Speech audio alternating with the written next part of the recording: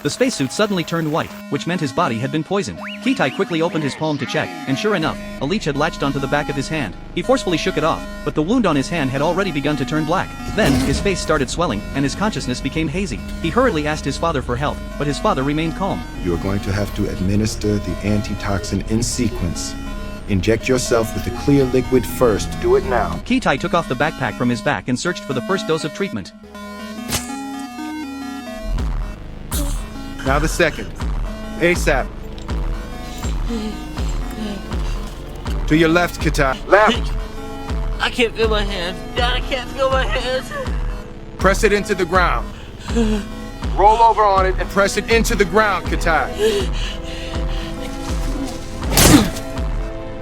The antidote injection was successful. Kitai was finally out of danger, but seeing his child sleep peacefully, his father was still very nervous. This was because, on Earth 1,000 years later, the temperature difference between day and night was extreme, and plants had evolved protective mechanisms. If his son didn't find a geothermal zone before dark, survival would be impossible. As the spacesuit regained its color, Kitai finally woke up. His father breathed a sigh of relief and quickly guided him to the geothermal zone. However, when Kitai checked the supplies, he realized that 2 bottles of breathing liquid had been damaged. This could prevent him from reaching the destination, but Kitai chose to hide it from his father. Little did he know, his father had already discovered it. The next day, Kitai found the bodies of a group of monkeys on the road, which meant there must be a monster nearby. For safety, Kitai decided to change the route, but this decision led him to a cliff. His father had no choice but to expose Kitai's lie. Now showing me the case. What? Show it to me now. Kitai opened the backpack, and according to the computer display, the 2 bottles of breathing liquid would only last 2 days. However, bypassing the cliff to reach the destination would take 3 days, unless he could jump from the cliff to the waterfall below, which would give him just enough time. This method was too risky, and his father ordered him to halt the mission, but Kitai was reluctant to obey.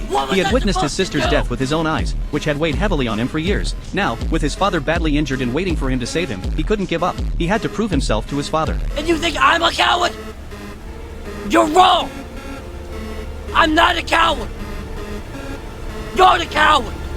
I'm not a coward! Kitai! Kitai turned and jumped off the cliff, confident he could land perfectly. Kitai, you've got incoming.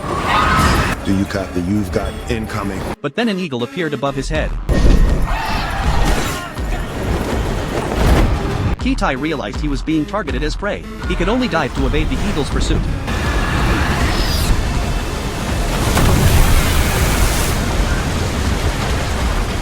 But he still underestimated the bird's capabilities. Kitai!